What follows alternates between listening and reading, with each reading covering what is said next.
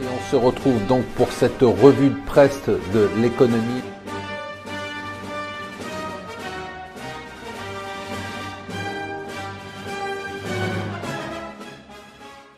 Bonjour et bienvenue sur Mon Financier pour la revue de presse de l'Écho. Nous sommes le mardi 13 décembre.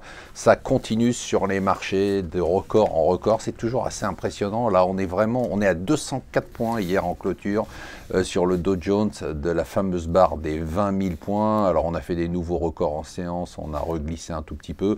L'événement important hier sur les marchés, c'était la hausse du pétrole. Le pétrole qui est monté de 6% avant de se replier en clôture sur le fait que certains membres, certains producteurs qui ne sont pas membres de l'OPEP ont décidé de rejoindre la baisse de production.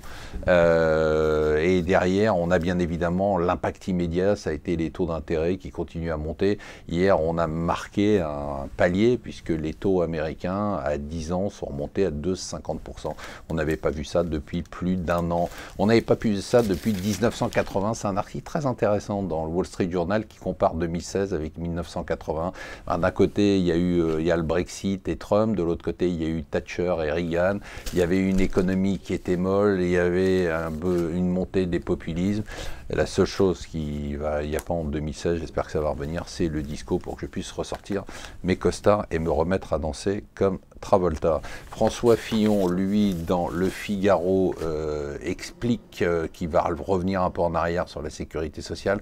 Vous m'avez mal compris, nous dit-il. Je ne veux pas privatiser la sécurité sociale. Je ne veux rien dérembourser. Alors malheureusement, il fait machine arrière, sûrement pour donner une place dans la majorité à Bayrou. C'est affligeant et c'est un peu triste.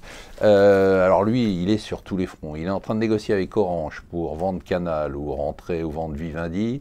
Et pendant ce temps-là, il continue son offensive contre le groupe de Berlusconi avec lequel il est en guerre. Alors comme il a un problème avec Berlusconi, eh bien, il n'a rien trouvé de mieux que d'acheter de façon hostile 3% du capital en disant que si on l'énervait, il allait monter à 20% de Mediaset. Lui, vraiment, rien ne le gêne, il est sur tous les fronts.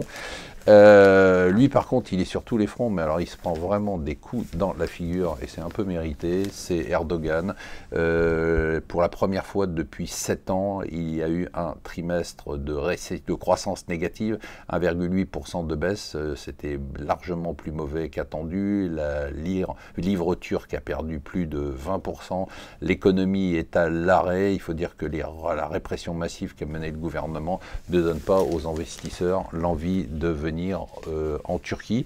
Assez impressionnante, Christine Lagarde hier face aux juges, elle n'a pas fui la presse, elle n'a pas fui les caméras, elle s'est tenue toute droite comme d'habitude. Peut-être qu'on tient en France notre Angela Merkel. Voilà, je croyais qu'il y avait autre chose dans ce journal, mais il n'y a absolument rien, que des petites annonces qui ne m'intéressent que moi. Voilà, restez avec nous sur Mon Financier.